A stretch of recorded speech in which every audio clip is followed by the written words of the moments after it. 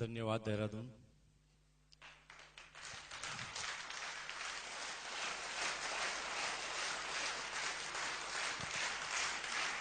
Thank you. नमस्कार। देखिए, अक्सर जब हम नमस्कार बोलते हैं तो बहुत सारे आदमी संकोच करते हैं नमस्कार करने में, लेकिन मेरा तो पूरा बिजनेस ही नमस्कार करने से बड़ा। मैं तो चलते रास्ते ही किसी को बोल देता हूं नमस्कार। मुझे अभी तक किसी ने भी नहीं बोला कि नमस्कार नहीं, वो भी कहता है नमस्कार। और इस नमस्कार की कहानियां लिखी गई हैं। और मैं आपको बता दूं कि हिंदुस्तान की गवर्नमेंट ने हर उस चीज पर टैक्स, जो सर्विस में हम लेते हैं, चाहे वो किसी हो या कोई वस्तु हो, उन हर चीज पर टैक्स लगाया। और एक जानकारी के मुताबिक, क्योंकि आरसीएम वाले नमस्कार बहुत बोलते हैं, तो हिंदुस्तान की गवर्नमेंट सोच रही है कि नमस्कार के ऊपर भी, तो जब तक ये टैक्स लग जाए उससे पहले भैया खुलकर बोल लो नमस्कार, क्योंकि उसके बाद हम टू द पॉइंट बात करेंगे कि आज हम बात कर रहे हैं आरसीएम बिजनेस की। इससे पहले मैं आपको थोड़ा सा इंट्रोडक्शन दे दूं। मेरा मसल मुकेश कोठारी मेरा नाम है। राजस्थान की सिटी है भीलवाड़ा, वहां का मैं रहने वाला हूं। और आज इस बिजनेस की बात कर रहे हैं। पीछे एक बैनर लगा है और पिछले 45 मिनट से आप ये बार बार सुन रहे हैं आरसीएम बिजनेस। तो आपको अभी तक ये पता चल चुका है कि आज हम जिस बिजनेस की बात कर रहे हैं उसका नाम है आरसीएम बिजनेस। जिस बिजनेस की अभी मैं कुछ चंद मिनटों में आपके साथ बात करूंगा, इस बिजनेस को ठीक पिछले 5.25 सालों से मैं लगातार जीता हूं, मैं सीखता हूं, मैं करता हूं। इन 5.25 सालों में लगातार इस बिजनेस को करने के बाद मुझे इस बिजनेस से क्या मिला है, क्या मिलने वाला है, ये बिजनेस क्या है, इसका फ्यूचर क्या है, इसका स्कोप क्या है, इसका विजन क्या है, इसे क्यों करना चाहिए, इसे कैसे किया जाता है और इसे कब किया जाता है, ये सारी बातें मेरे अपने अनुभव के आधार पर अगले कुछ चंद मिनटों में आपके साथ शेयर करूंगा। यूं कहे तो मेरा यहां पर आना का उद्देश्य कुछ थोड़ा अलग है। मैं आज आपको सिर्फ अपने अनुभव शेयर करने आया हूं। यूं तो बहुत बड़ी बड़ी किताबें मैंने नहीं पढ़ी है, मेरी एजुकेशन भी ज्यादा नहीं है, लेकिन इन 5.25 सालों में मेरे अनुभव इस बिजनेस में हैं। यूं कहे तो जिंदगी के अनुभव में आप मेरे से कहीं ज्यादा हैं, और आप मुझे कहीं मायनों में अपनी जिंदगी के बारे में तो मुझे समझा सकते हैं, लेकिन इस बिजनेस के बारे में थोड़ा सा आपसे ज्यादा मुझे 1% नॉलेज है, और वही शेयर करने के लिए आया हूं। और शॉर्ट में अगर देसी भाषा में मैं बोलूं तो आज मैं आपको क्या बताऊंगा, मैं ये बताऊंगा कि ये एक दीवार है। इस दीवार पर हमने पिछले 5.25 सालों में 50 बार अलग अलग टेक्निक से सिर फोड़ा है, और जब भी सिर फोड़ा है तो हमारे चोट लगी है, और चोट की साइज क्या क्या थी। और आज मैं वही बताने आया हूं कि भैया ऐसे सिर फोड़ते हैं तो चोट लगती है, ये सिर आप मत फोड़ना, क्योंकि हमने सिर फोड़ फोड़ के सीखा, इसलिए 5.25 साल लगे, आपको 2 साल ही लगेगा अगर आप मेरी बात को समझ जाएंगे तो।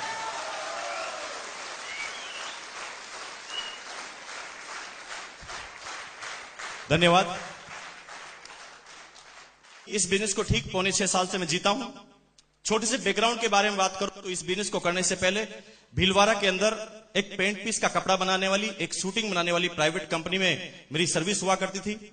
लगभग 19.5 साल की एज में अपनी सर्विस का करियर मैंने चालू किया था। इतनी कम एज में सर्विस करने की जरूरत इसलिए पड़ी क्योंकि मेरे फादर डिफेंस सर्विसेज में थे। फिटनेस उनका साथ नहीं देती थी, जिसका नतीजा था कि उन्हें उस समय कंपल्सरी रिटायरमेंट लेना पड़ा। जब मेरे फादर का कंपल्सरी रिटायरमेंट हुआ, उस समय मेरे फादर की जो पेंशन की अमाउंट आया करती थी वो मात्र 800 रुपए की हुआ करती थी, और उस समय मेरी एज हुआ करती थी 9 साल की, और हमारा 6 भाई बहनों का परिवार था, सबसे छोटा मैं। यहां पर सारे आप एजुकेटेड, बुद्धिजीवी, समझदार आदमी बैठे हैं।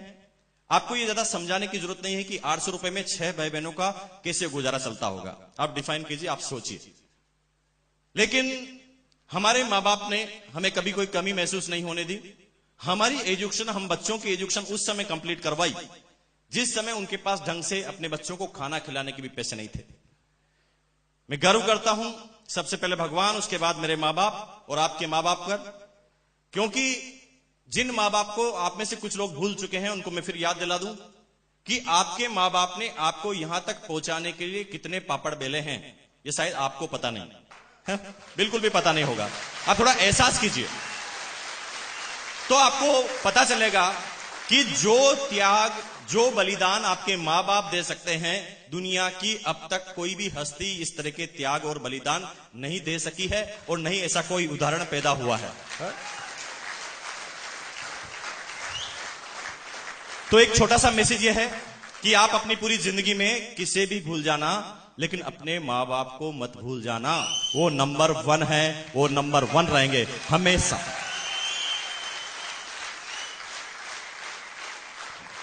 इस बिजनेस पर इस बात का कोई ज्यादा फर्क नहीं पड़ेगा, लेकिन आपकी जिंदगी पे बहुत बड़ा फर्क पड़ेगा, है ना, अगर आप अपने मां बाप को नहीं भूले तो। ठीक है जी, धन्यवाद।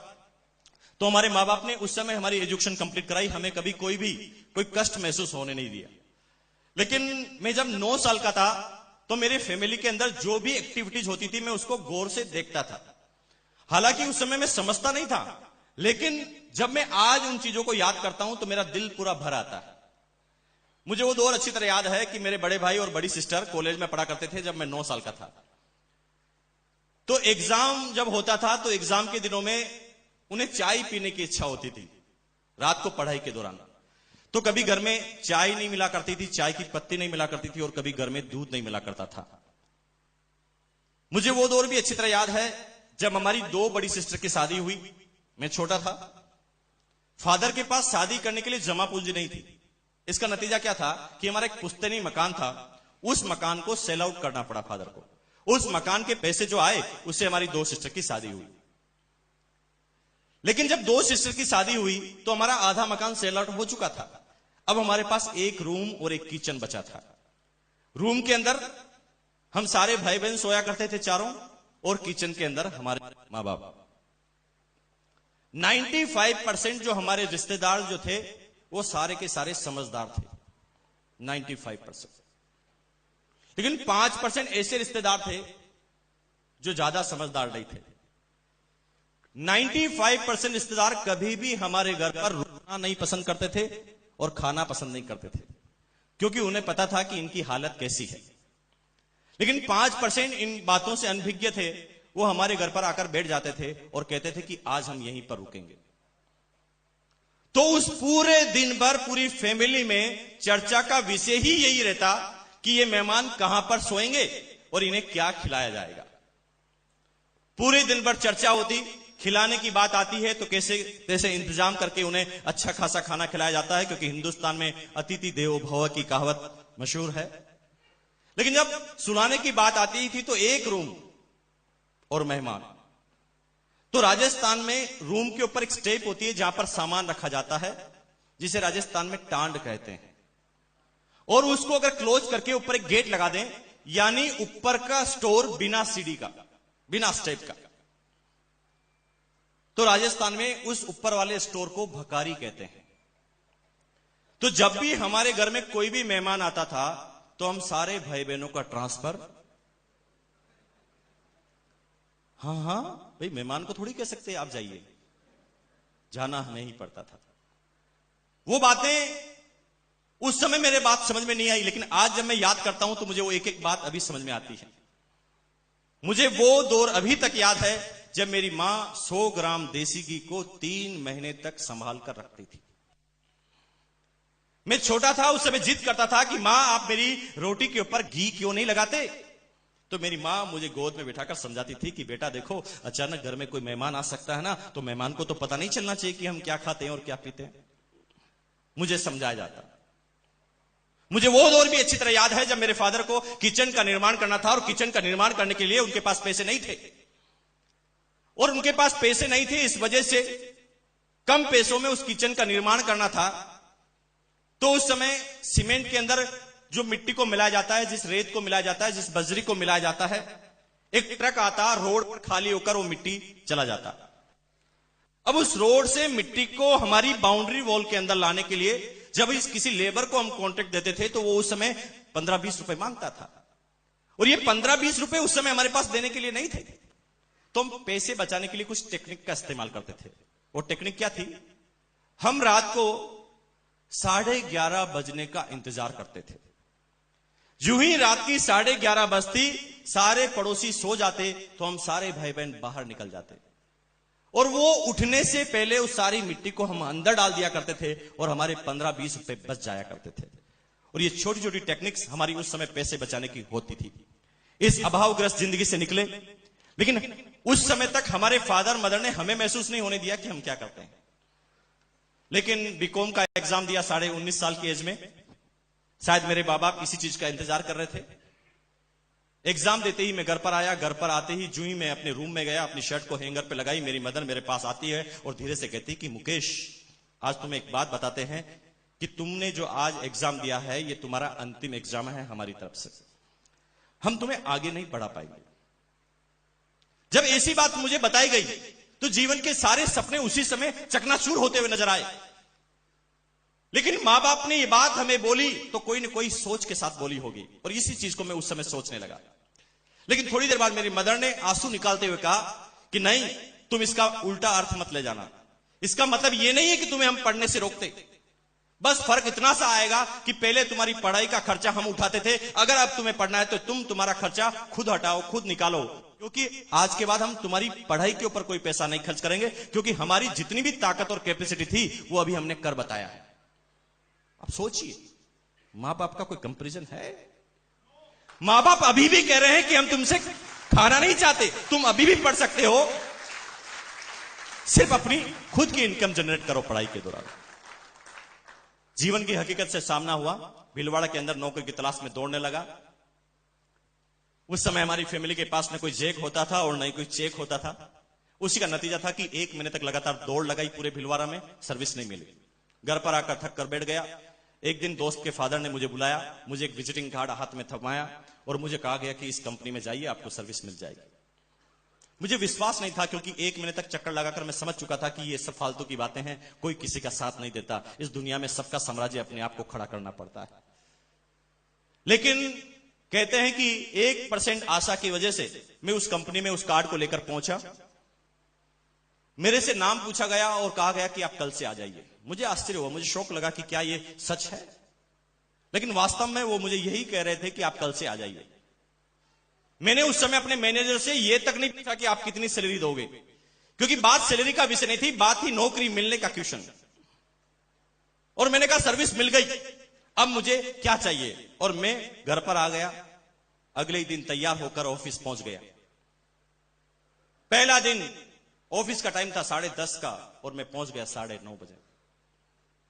कहते ना कि जब कोई चीज बड़ी मुश्किल से मिलती है तो उसकी अवेयरनेस अपने आप पैदा होती है। जैसे हमारी ऑक्सीजन बड़ी आराम से मिलती है तो उसकी अवेयरनेस हमारे अंदर नहीं है।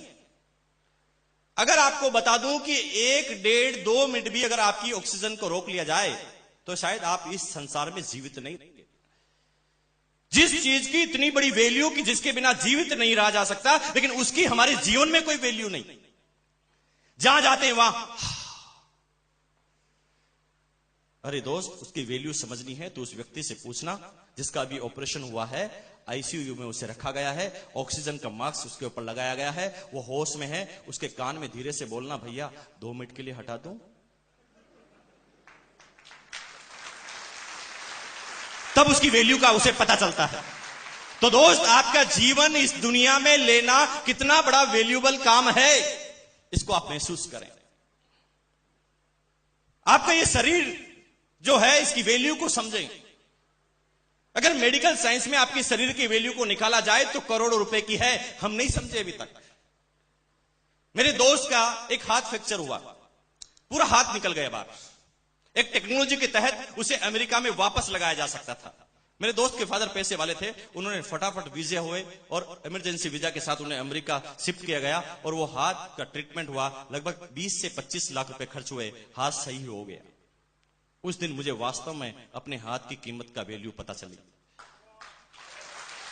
मैंने कहा, भैया मेरा हाथ 20 लाख का एक, मेरे मां बाप इस हाथ में 20 लाख रुपए उनके पास अगर हो तो वो खर्च कर सकते हैं, तो एक हाथ 20 लाख का तो दूसरा कितने का हुआ?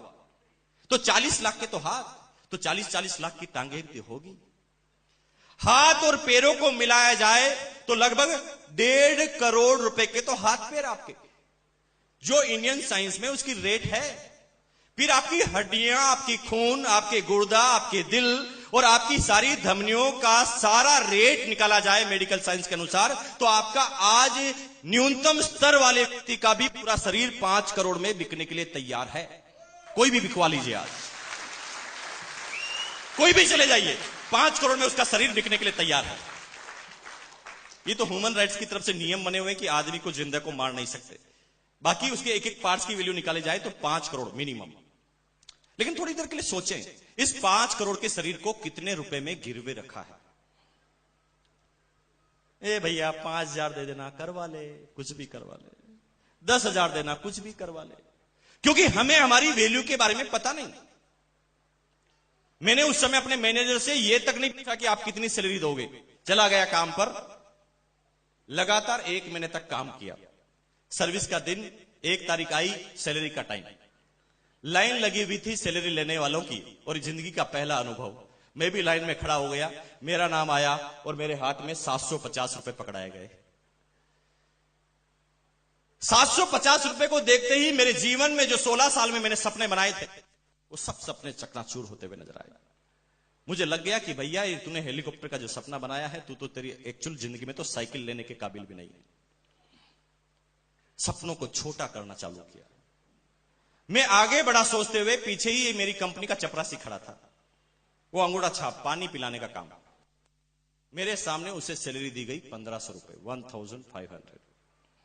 एक बीकॉम पास लड़का उसे 750, और एक अनपढ़ आदमी जो अंगूठा छाप लगाकर वहां पर सैलरी उठाता है, उसे 1500 रुपए। ये बात मुझे हजम ही नहीं हुई, ये क्या हो रहा है इस दुनिया में। और आप में से कुछ लोगों को अभी ये बात समझ में नहीं आ रही होगी, लेकिन मुझे आज आई है, आपको भी आ जाएगी। आपकी अलग अलग एज सेगमेंट के व्यक्ति यहां पर हैं। कोई आदमी 20 साल का होगा, कोई 30, 40, 50, 60, 65, 70 साल के व्यक्ति यहां पर होंगे। लेकिन मैं आपको बता दूं कि आप 65 और 70 साल के व्यक्ति हैं, लेकिन अगर आपने अपने सपनों को खो दिया है तो आप जीरो हैं। लेकिन अगर आपके सपने जीवित हैं तो कोई फर्क नहीं पड़ता कि आप किस एज में हैं, क्योंकि धीरू भाई अंबानी 40 साल का था तो आप में से कोई भी इंसान उसे नहीं जानता था। जानता था, लेकिन 40 साल के बाद उस बच्चे ने क्या करके बताया कि हिंदुस्तान नहीं पूरी दुनिया उसे जानती थी। क्यों? क्योंकि 40 साल के होने के बाद भी उसने अपने सपने को खत्म नहीं किया था, उसने अपने गोल को, अपने टारगेट को खत्म नहीं किया था। लेकिन हम किसी क्षेत्र में 5 बार अगर असफलता हमें मिले, 5 बार छोड़ो यार, 2 बार भी असफलता मिले तो हम उस क्षेत्र को छोड़ देते हैं। एक कविता बचपन में आपने सुनी हो, हार नहीं होती, है ना, कोशिश करने वालों की। उस जीवन में इस कविता को हमने इतनी बार अंदर डाला है कि वो पूरी कविता हमें याद हो गई, लेकिन कभी भी हम में से किसी इंसान ने उस कविता का एक भी शब्द अपने जीवन में नहीं उतारा। नहीं उतारा। अगर आप इजाजत दें तो वो कविता आपको याद दिलाऊं, मैं वापस दिलाऊं, क्योंकि इस बार कविता को आप सुनने के हिसाब से मत सुनना, इस बार महसूस करने के हिसाब से सुनना। जिंदगी में अब तक ये कविता आपने सुनी है, लेकिन आज इसको महसूस कर लेना कि कामयाबी लिखी कहां से जाती है। क्योंकि उस कविता का जो शीर्षक था, हार नहीं होती। रिपीट कर रहा हूं, इस बार महसूस कर लेना, क्योंकि अगली बार जब ये कविता आपके सामने आए तो आप पूरे हिल जाने चाहिए। इसमें लिखा है, लहरों से डरकर नौका पार नहीं होती, कोशिश करने वालों की कभी हार नहीं होती। नन्ही चींटी जब दाना लेकर चलती है, नन्ही चींटी जब दाना लेकर चलती है, चढ़ती दीवारों पर 100 बार फिसलती है। नन्ही चींटी जब दाना लेकर चलती है, चढ़ती दीवारों पर 100 बार फिसलती है। मन का विश्वास रगों में साहस भरता, चढ़कर गिरना, गिरकर चढ़ना न उसे खरता। आखिर उसकी मेहनत बेकार नहीं होती, कोशिश करने वाला। क्या लिखा है कि चींटी भी जब काम करना चालू करती है तो हर बार वो सक्सेस नहीं होती, लेकिन लगातार उसके लगे रहने की वजह से एक समय ऐसा आता है जब उसकी ये मेहनत बेकार नहीं होती और वो अपनी मंजिल को पा लेती है। दूसरे पैराग्राफ पे कितनी जोरदार चीज लिखी है, 1 अरब रुपए का ये पैराग्राफ होना चाहिए। हिंदुस्तान में सारी चीजें सस्ती है। इसमें लिखा है, डुबकियां सिंधु में गोताखोर लगाता है। सिंधु यानी समुद्र। डुबकियां सिंधु में गोताखोर लगाता है, जा जाकर खाली हाथ लौट कर आता है, मिलते न सहज ही मोती गहरे पानी में। बड़ी आसानी से मोती उसे गहरे पानी में नहीं मिलते। मिलते न सहजी मोती गहरे पानी में, बढ़ता दूना उत्साह इसी हैरानी में। अब वहां कम नहीं होता वो, जब उसके हाथ में मोती नहीं आता है तो वो पहले से डबल एक्साइटेड होता है और अब कहता है कि यस, अब मैं इस बार तो अपने मोती को लेकर रहूंगा। फिर डुबकी लगा देता है।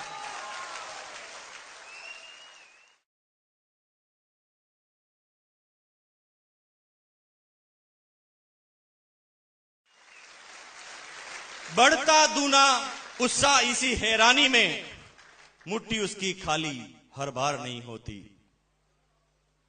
कोशिश करने वालों की कभी हार नहीं होती। हर बार नहीं होता कि उसकी मुट्ठी खाली हो। उसके उत्साह से जब वो बार बार गोता लगाता है तो एक दिन उसकी मुट्ठी में कुछ होता है। लेकिन अंतिम पैराग्राफ 2 करोड़ का, उसमें लिखा है, असफलता एक चुनौती है, स्वीकार करो। हम 90% आदमी जब असफल होते हैं तो उसे स्वीकार नहीं करते। हम उस असफलता से बचने के लिए यह सारा भार दूसरे के सिर पर मढ़ देते हैं। मैं सफल इसलिए नहीं हुआ क्योंकि कंपनी खराब है। मैं सफल इसलिए नहीं हुआ कि मेरी पत्नी मेरे पर साथ नहीं देती। मैं सफल इसलिए नहीं हुआ कि मेरे डिस्ट्रीब्यूटर सारे दिमागदार नहीं है। मैं इसलिए सफल नहीं हुआ क्योंकि मैं अकेला कमिटेड हूं, मेरी डाउनलाइन कमिटेड नहीं है। हम लोगों के ऊपर ये सारी बातें थोपने चालू करते हैं। लेकिन आज से ऐसा मत करना दोस्त। जब भी असफल हो तो अपने आप को ये बात स्वीकार करना कि कहीं न कहीं मेरे अंदर कमी रह गई है। क्या लिखा है? ये लिखा है, असफलता एक चुनौती है, स्वीकार करो क्या कमी रह गई, देखो और सुधार करो। जब तक ना हो सफल तुम, नींद चैन की त्यागो तुम, संघर्षों का मैदान छोड़ मत भागो तुम, कुछ किए बगैर जय जयकार नहीं होती, कोशिश करने वालों की कमी। तो ये कविता, इस कविता में वो सारी बातें लिखी गई है जो आदमी को सफल बनाती है। धीरूभाई अंबानी, जब उसकी डेथ हुई तो 65,000 करोड़ का साम्राज्य उसने खड़ा कर दिया और 40 साल की एज में आप में से कोई आदमी उसे नहीं जानता था। और यही मैसेज है, जिंदगी में ये 1% भी मायने नहीं रखता कि अभी आप कहां हैं। कोई फर्क नहीं पड़ता अभी आप किस पोजीशन में, इससे 1% भी फर्क नहीं पड़ता यदि आपके सपने जीवित हैं तो। जिंदगी में ये 1% भी मायने नहीं रखता कि अभी आप कहां हैं। मायने तो ये रखता है कि आपको जाना कहां है। आपका गोल, आपका डेस्टिनेशन, आपका स्टेशन अगर आपको पता है कि आपकी मंजिल क्या है, और अगर आपको यह पता है कि आपकी मंजिल क्या है, तो कोई फर्क नहीं पड़ता कि अभी आप कहां हैं। लेकिन 90% आदमियों की मंजिल खत्म हो जाती है 2-3 बार असफलताओं के बाद। जब आदमी 5,000 से सर्विस को चालू करता है, 10,000, 15,000, 20,000 तक पहुंचते पहुंचते उसे पता चल जाता है कि भैया ये करोड़ों रुपए के जो मैंने सपने देखे हैं ये सब झूठे हैं, मेरे शायद इस जिंदगी में पूरे नहीं होंगे। और अपने सपनों को चकनाचूर कर देता है और एक साधारण सी जिंदगी वो बिताने लग जाता है। और कब उसकी जिंदगी आउट हो जाती है उसे भी पता नहीं चलता। कब वो 90% आदमियों की श्रेणी में पता चल जाता है, लोगों को पता भी नहीं चलता।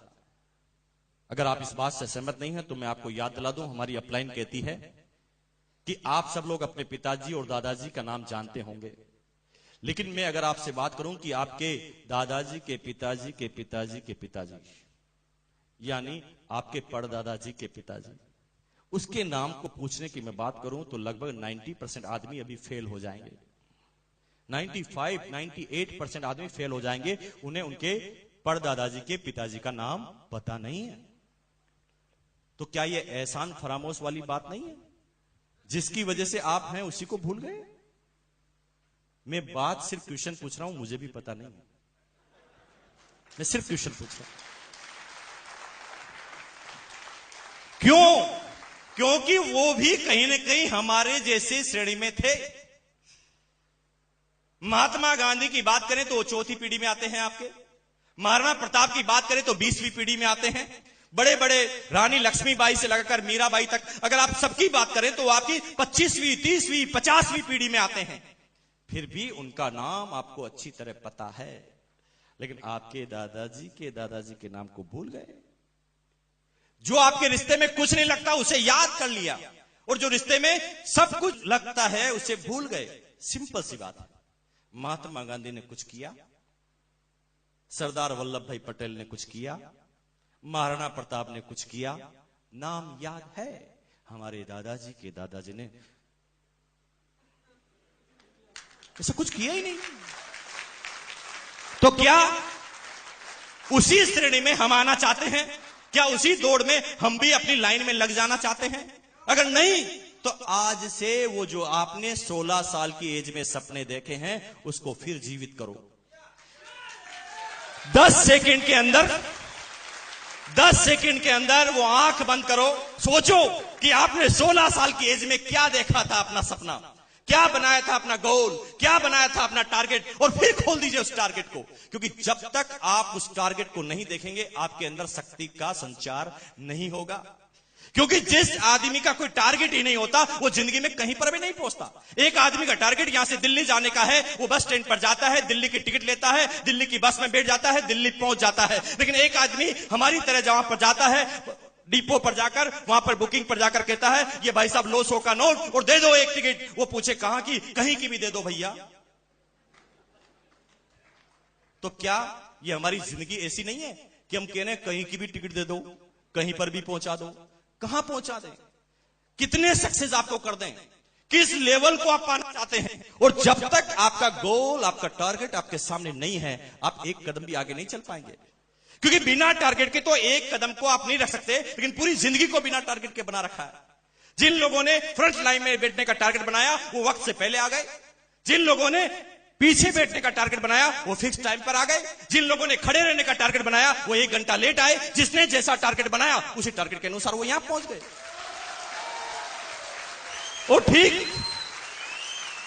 और ठीक हमारी पूरी जिंदगी में हमारे साथ यही होता है कि उस टारगेट को पूरा करने के प्रति हमारी तैयारी क्या है, हमारा कमिटमेंट क्या है, हमारा गोल क्या है, उसके ऊपर हमारे टारगेट पूरे होते हैं। लेकिन 750 की सर्विस को मैं करने लगा, जिंदगी की हकीकत का सामना हुआ। उस समय मैं इन बातों पे नहीं सोचता था, क्योंकि मैं भी एक जनरल आदमी की तरह उस जीवन को जी रहा था। मुझे लगा था कि भैया ये सपने छोड़ दो, सपने देखना बंद कर दो, ये हमारे बस की बात नहीं। 11 महीने तक काम किया 750 की सर्विस में। 11 महीने बाद मैंने सोचा, एक दिन रात को उठकर मेरे अंदर एक संचार आया और मैंने अपने दिमाग से पूछा। मैं अपने दुनिया में सबसे बड़ा मित्र अपने दिमाग को मानता हूं, दुनिया पड़ोसी को मानती है। लेकिन आज से जब भी कोई शंका हो, जब भी कोई प्रॉब्लम हो, लोगों से मत पूछना कि इस प्रॉब्लम का हल क्या है। जब अपना मन शांत हो तो अपने ही दिमाग से पूछना कि इस चीज का हल क्या है। क्योंकि दुनिया में जो आपका दिमाग आपको राय दे सकता है, दुनिया की कोई भी वस्तु, दुनिया का कोई भी कंप्यूटर उस तरह की राय आपको नहीं देता। लेकिन जरूरत क्या है कि आपका दिमाग उस समय शांत हो। अगर आप गुस्से में किसी क्वेश्चन का आंसर आप पूछेंगे तो उल्टा सीधा आंसर देगा। मन शांत हो। रात को 11:30 बजे 12 बजे उठने के बाद मैंने अपने दिमाग से पूछा, भैया क्या मुकेश कोठारी तू 750 के लिए पैदा हुआ है? दिमाग ने कहा नहीं भैया, तू 750 के लिए पैदा नहीं हुआ है, तुझे कुछ और करना है। उस दिन पता नहीं क्या ताकत मेरे अंदर आई कि मैं अगले दिन जब ऑफिस गया तो सबसे पहले मैंने अपने 4 साथियों को मेरे पास बुलाया और मैंने कहा, भैया मैं 750 के लिए पैदा नहीं हुआ हूं, मैं ये सर्विस छोड़ने वाला हूं, कुछ और करने वाला हूं। जोश जोश में ये बात मैंने अपने साथियों को बता दी। मेरे साथी मेरे सामने मुस्कुराए और उनमें से एक साथी ने मेरे बॉस को यह बात बता दी। मेरे बॉस ने मुझे चेंबर में बुलाया, पसीने निकल गए, क्योंकि अब हकीकत की बात होने वाली थी। क्योंकि मुझे लगता था कि अब ये पूरा मेरे सामने रेजिग्नेशन लेटर आएगा। लेकिन मेरे बॉस ने मुझे बुलाया और कहा कि मुकेश जी, कुछ लोगों के जरिए पता चला कि आप इस कंपनी को छोड़ रहे हैं। मैं न हाँ बोल पाया न ना बोल पाया, क्योंकि अब हकीकत का सामना था। लेकिन मेरा बॉस मुझे क्या कहता है कुछ ही सेकंडों के बाद, उसने कहा नहीं, आप जो डिसीजन ले रहे हैं वो गलत ले रहे हैं। हमारी कंपनी में आपके लिए बहुत बड़ा फ्यूचर है और हमने ऐसा सोच लिया है कि अगले महीने से हम आपको 500 रुपए का इंक्रीमेंट दे रहे हैं। मैं डर रहा था और काम हो गया उल्टा। अब मैंने फिर क्वेश्चन किया अपने दिमाग से, बता दिमाग अब तुझे सर्विस छोड़नी चाहिए। तो दिमाग कहता अब कर, 500 का लग गया ना। फिर करने लगा, फिर 11 महीने तक 1250 में काम किया। फिर ऐसी बात उपजी, फिर मैंने अपने दोस्त को बताया, फिर उसने बॉस को बताया, बॉस ने फिर मुझे 1000 का इंक्रीमेंट दे दिया। और यूं कहे तो जब जब भी मैं कुछ सोचता था अपनी जिंदगी के बारे में, तब तब मुझे 1000 रुपए का इंक्रीमेंट दिया जाता था।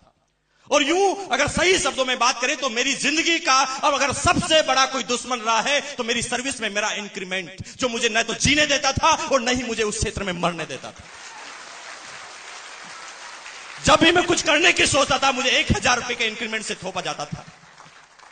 क्योंकि मैं कुछ एक ऐसी सनसनीखेज बात बताने वाला हूं जो अब तक दुनिया के किसी भी लीडर ने स्टेज से नहीं बोली है, मैं बोलूंगा।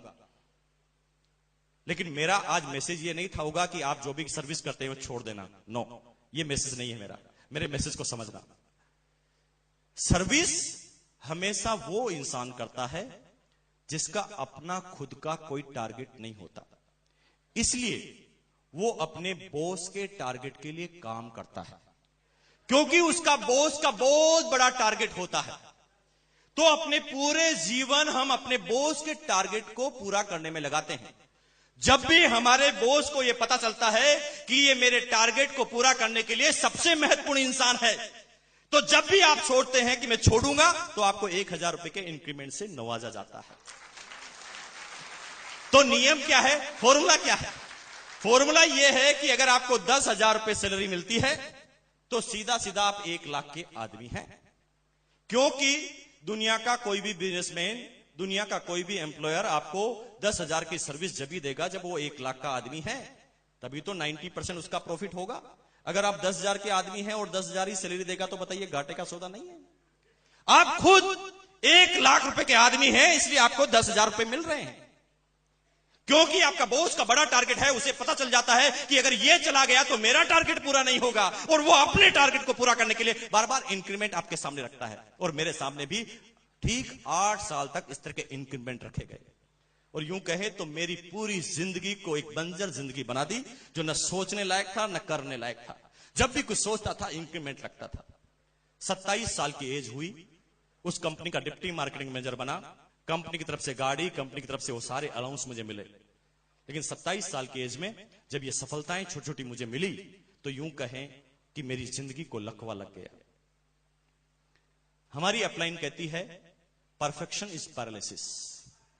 अगर आप सोचते हैं कि आप परफेक्ट हैं, आप परिपूर्ण हैं, तो समझ लो आपको लकवा लग गया है, आपको पैरालिसिस हो गया है।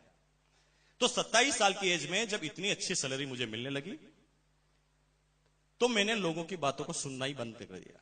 क्योंकि मुझे ऐसा लगता था कि सबसे इंटेलिजेंट आदमी तो मैं हूं। मैं अपने फादर की बात सुनने के लिए मना कर देता था, मैं अपने भाइयों की बात सुनने के लिए मना कर देता था, मैं अपने दोस्तों की बात को नहीं मानता था। क्योंकि मेरे अंदर एक घमंड और एक ईगो आ गया था कि मुकेश कोठारी, तू एक सक्सेसफुल इंसान है, तुझे दुनिया क्या समझा सकती है। खास तौर से ये जो लकवा है 2-3 तरह के आदमियों को लगता है, और आप में से अगर किसी आदमी को यह लकवा है तो आज ही खत्म कर लेना, क्योंकि आपकी जिंदगी की प्रोग्रेस में सबसे बड़ी बाधा ये 3 तरह के लकवे होंगे। पहला होता है एजुकेशन का लकवा, एजुकेशन का पैरालिसिस। जब एक आदमी थोड़ा ज्यादा पढ़ लिख जाता है तो कम पढ़े लिखे आदमी को वो कुछ समय के बाद पागल समझना चालू कर देता है। एक डॉक्टर को जब एक जनरल इंसान कोई बात करता है तो वो कहता है कि अच्छा तू समझाएगा मुझे। क्यों भाई, जिंदगी का कोई ऐसा अनुभव उसके पास नहीं हो सकता जो डॉक्टर के पास नहीं है? हो सकता है, लेकिन वो समझने की कोशिश नहीं करता उसको। एक ज्यादा पैसे वाले कम पैसे वाले की बात नहीं सुनता, और एक ज्यादा सम्मान का अधिकारी कम सम्मान वाले की बात नहीं सुनता। 3 तरह के लकवे पाए जाते हैं। मेरे पास भी वो एक तरह का लकवा आ गया, पैसों वाला। मैंने लोगों की बात को सुनना बंद कर दिया, और 8 साल तक मेरी कोई प्रोग्रेस नहीं हुई। मैं उसी तरह से एक बंजर जमीन में अपने जीवन को यापन कर रहा था। कहने को मैं बॉस था उस समय। 27 साल की एज में 80 आदमियों का मेरा स्टाफ था मार्केटिंग का, उनका मैं बॉस था। कहने को मैं उस समय भी सूट पहनता था, कहने को उस समय भी टाई लगाता था, उस समय भी लोग बाग मुझे बॉस कहकर बुलाते थे। लेकिन मैं इस फालतू के घमंड में चूर था। सतीश पंडित, ग्रेट लीडर, उसके बारे में उन्होंने एक कविता में लिखा कि तू जिसे चाहता उसे चाहता नहीं, इस झूठ से न खुद को परेशान कर। आराम कर। तू जिसे चाहता उसे चाहता नहीं। यानी आप जो हैं अभी सिर्फ आप बाहर से बता रहे हैं कि मैं संतुष्ट हूं, मैं आराम में हूं, मैं बहुत बढ़िया हूं, मैं करोड़पति हूं। आप सिर्फ बाहर से शो कर रहे हैं, लेकिन अंदर से हम खोखले हैं, यह हम खुद जानते हैं।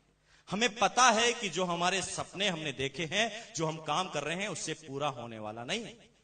मिस्टर गेटे ने लिखा है कि एक सर्विस क्लास आदमी जिंदगी भर करोड़पति नहीं बन सकता और नहीं बनता, क्योंकि वो अपनी जिंदगी का 50% पैसा तो करोड़पति दिखने में खर्च करता है। वो सिर्फ दिखाना चाहता है कि मैं करोड़पति हूं, इसलिए वो कभी करोड़पति बनता ही नहीं।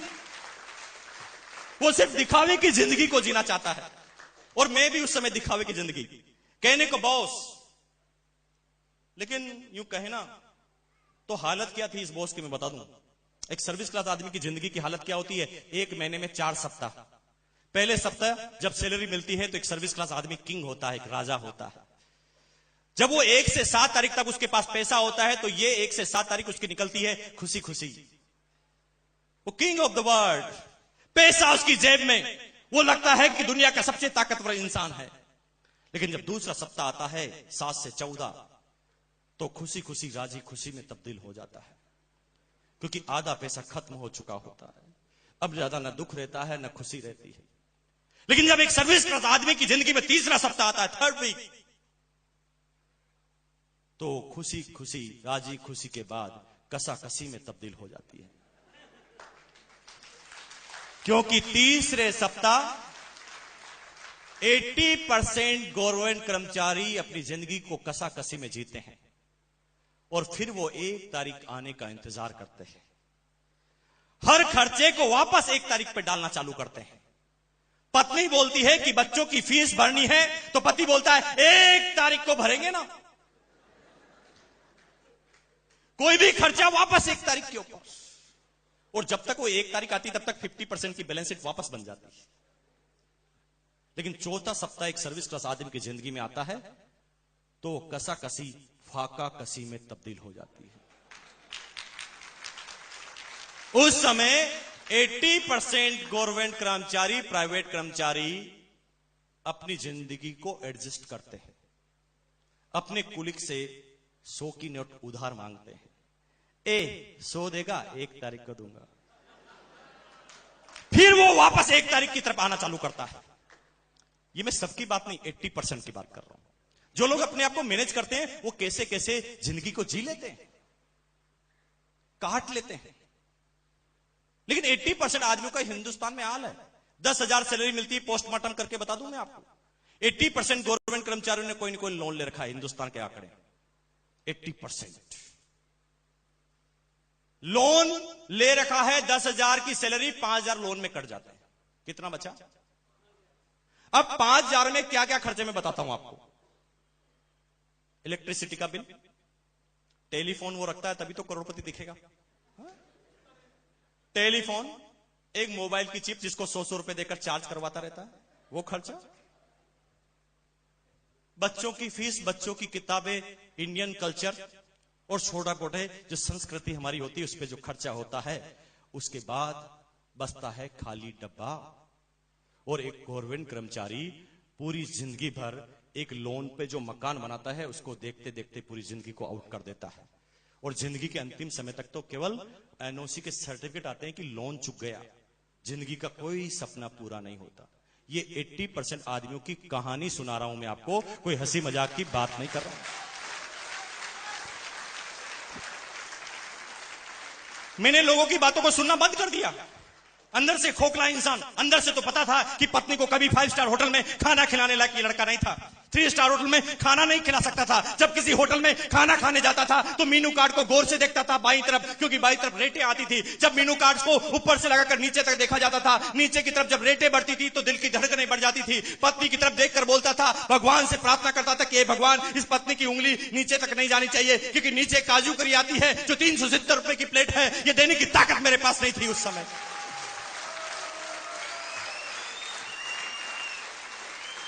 भगवान से सिर्फ प्रार्थना करता था, प्रार्थना कि रुक जाओ, ये उंगली यहीं पर रोक दो। लेकिन कभी कभी प्रार्थनाएं नहीं सुनी जाती और असली जिंदगी की परीक्षा होती। इस तरह से ऊबड़ खाबड़ वाली जिंदगी को जीता जाता था। इधर से फुटबॉल मारा जा रहा था, इधर से बैट से बल्ला मारा जा रहा था। जिंदगी चलती जा रही थी। कहने को मैं बाहर तो करोड़पति दिखता था, लेकिन हकीकत कुछ और थी। जब पत्नी कहती थी कि साड़ी दिलाकर लाओ, या किसी होटल में खाना खाएंगे, या आज घूमने जाएंगे, या पिकनिक मना के जाएंगे, तो मां बाप भी खुश, बच्चे खुश, पत्नी खुश, क्योंकि बोस की पत्नी है, बोस के मां बाप हैं। सारे लोग सीना तान कर चलते थे, लेकिन एक अकेला इंसान में होता था जो सब लोग सीना तान कर उम्र ढीला ढीला पीछे चलता था।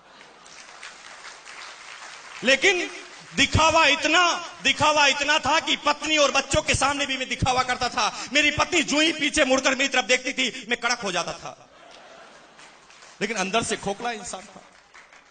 और कभी कभी हम मर्द लोग जो है ना, हम सोचते हैं कि हमारी पत्नी को हमने समझा दिया। आप गलत फहमी में जी रहे हैं भैया। आपकी पत्नी आपसे समझी नहीं है, वो ये समझ गई है कि बेचारा है, कुछ नहीं कर सकता। कभी गलत फहमी में मत रहना कि आपने अपनी पत्नी को कन्विंस कर दिया है। वो जानती है कि अब इस जिंदगी में इस आदमी के सामने मैंने पल्लू बांधा है, पूरी जिंदगी निकालनी पड़ेगी, यही एडजस्टमेंट करना पड़ेगा, क्योंकि मुझे इस 10,000 की सैलरी में इससे ज्यादा कुछ नहीं मिल सकता। जब आप बच्चा कहता है ना कि क्रिकेट का बैट लेकर आओ, तो आप सोचें कि 90% चांस में झूठ बोल देते हैं अपने पिताजी कि बच्चे दुकान बंद हो गई थी। अरे खाक दुकान बंद हो गई थी, थोड़ा झांक कर देखो कि क्या बंद हो गया था आपका। और ठीक ये जिंदगी मेरी चलती थी, दिखाने की जिंदगी, अंदर से कुछ और, बाहर से कुछ और। बात सुनता नहीं था, लेकिन शुक्रगुजार हैं भगवान का, मां बाप का, उसके बाद हमारी अपलाइन मिस्टर प्रहलाद राय का। आप सब लोग जोरदार ताली इसलिए बजाएं क्योंकि वो आप सब लोगों की भी अपलाइन है।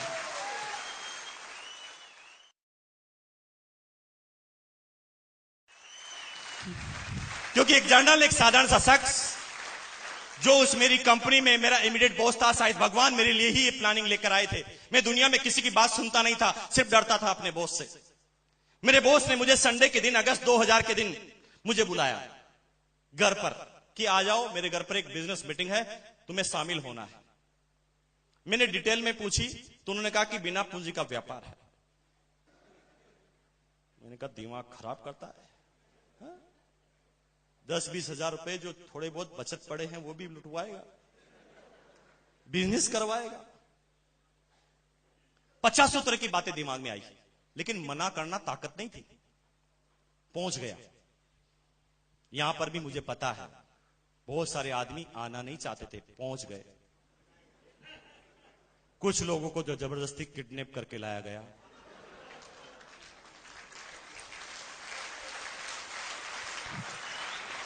कुछ लोग जो हैं बेचारे इसलिए आ गए होंगे कि मना करना उनके बस की बात ही नहीं थी, ऐसे आदमी ने उन्हें इनवाइट किया था।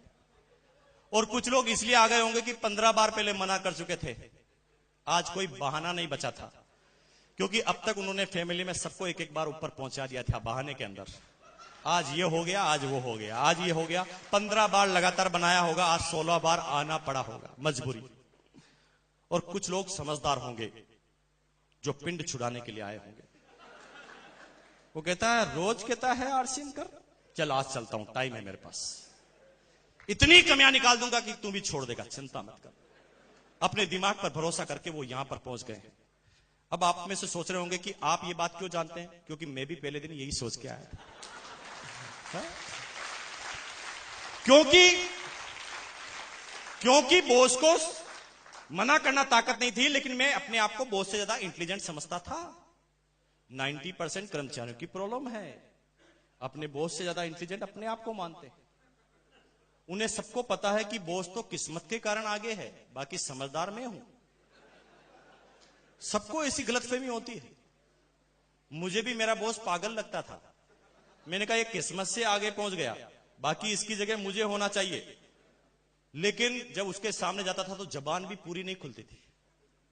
आधी बात में यस और नो होता था, दूसरा कोई वर्ड नहीं बोला जाता था। कितनी भयानक जिंदगी होती है एक कर्मचारी जिनके ऊपर बॉस होता है। और अगर ये बॉस से छुटकारा चाहते हो ना, तो मेरी बात को आज मान लेना। मुझे पता है, मेरे जयपुर में एक दोस्त आरजीएस अफसर है ना, वो संडे के दिन में गया घर पर, उसके घर पर जाकर बैठा, सोफे पर वो बैठा हुआ था, मैं भी उसके पास जाकर बैठा। बात करते करते ही अचानक फोन आया। फोन की आवाज सुनते ही चौंक गया। पहले आराम से बैठा था, सीधा हो गया और कहता है yes sir, yes sir, yes sir, yes sir, yes sir, yes sir, yes sir, yes sir. खड़ा हो गया। अरे मैंने कहा खड़ा क्यों हो गया? तेरा घर है भाई, तू बैठ जा, तेरा बॉस नहीं है यहां पर। यस सर बिना खड़े हो ही कर सकता है, लेकिन गुलामी का एक जोरदार जंजीर जो जकड़ी हुई है, उसे पता भी नहीं चलता कि वो घर पे है कि बाहर है, क्योंकि बॉस का फोन आते ही दिमाग खराब हो जाता है। अब थोड़ी देर yes sir, yes sir, yes sir करता है और थोड़ी देर बाद फोन को रखने के बाद मुझे क्या कहता है? पागल है साला। मैंने कहा भैया अगर तेरा बॉस इतना ही पागल है तो मुंह पे बोल के बता, असली पागलपन फिर बताएगा वो तेरा। हाँ? और इसी गलतफहमी में हम कहीं जीते हैं। और मेरे साथ भी यही था। पहुंच गया पहले दिन, बैठ गया पीछे जाकर। एक आदमी आते ही कहता बजाओ ताली। मैंने कहा क्यों बजाऊं? नए आदमी को बड़ी प्रॉब्लम होती है, वो ताली मैं क्यों बजाऊं ताली? वो अपनी पूरी एनर्जी इस चीज पे लगाते हैं कि ताली नहीं बजाऊंगा। 50 बार बजाने की इच्छा होती तो भी वो कस लेता अपने आप को, नहीं बजाऊंगा। पूरी एनर्जी इस चीज पे लगा रहा है कि ताली नहीं बजाऊंगा। इतनी एनर्जी अगर बजाने में लगा दे तो सक्सेस हो जाए।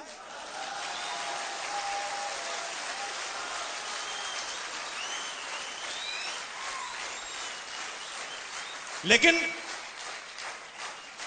मैं तो जनरल आदमी था ना। उन्होंने कहा ताली बजाओ, मैंने कहा नहीं बजाऊं। लेकिन जो ही मेरा बॉस मेरी तरफ देखता था मैं बजाने लगा,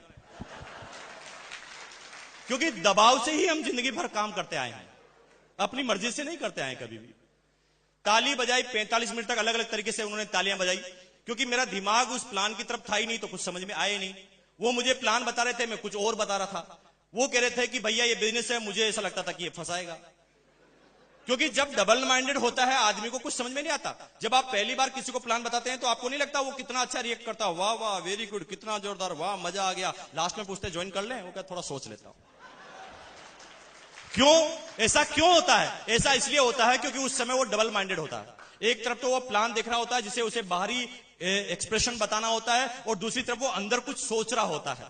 ठीक है, बाहर तो कह रहा होता है वाह वाह मजा आ गया, वेरी गुड, क्या प्लान है, वाह जी क्या बिजनेस बनाया, और अंदर अंदर क्या सोचता है? फंसाएगा, 1500 लेके जाएगा, इससे कैसे पीछा छुड़ाऊं। और वो दो वर्ड में जब अंदर ही अंदर जब कंट्रोवर्सी होती है तो उसे कुछ समझ में नहीं आता। तो मैसेज क्या है कि जब पहली बार आप प्लान बताते हो ना तो समझ में किसी को कुछ नहीं आता, तो चिंता मत करो। लास्ट में एक वर्ड समझ में आता है कि 1500 रुपए में 3 जोड़ी कपड़े मिलेंगे। ये बात ही इतनी पॉजिटिव है कि वो कपड़े तो ले लेता है। तब उसको पकड़ो, अब बताओ प्लान, क्योंकि अब वो ऐसा नहीं सोचेगा कि फंसा देगा, फंस तो गया है। अब छोड़िए मत, 90% आदमी किसी को ज्वाइन कराते ही छोड़ देते हैं, और यही उनकी जिंदगी की भूल होती है। और होता क्या है, वो 500 आदमी को ज्वाइन करा लेता है, फिर भी बिजनेस वो 15% 20% अटका हुआ, क्योंकि वो किसी को डुप्लीकेट तो कर ही नहीं रहा है। जब कोई आदमी ज्वाइन करता है तो ज्वाइन करने के बाद होता है पहला प्लान। अब उसे बिठाओ, अब उसके दिमाग में 2 बातें नहीं चल रही होगी, इसलिए पूरा प्लान समझ में आएगा।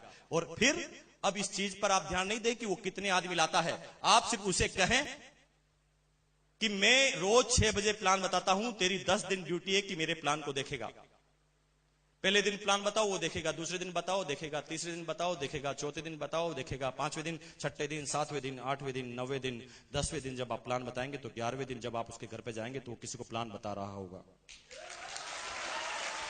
क्योंकि 10 दिन तक लगातार प्लान दिखाने की वजह से वो डुप्लीकेट हो चुका होगा। एक ही जैसा प्लान दिखाने की वजह से वो प्लान उसको कंटस्ट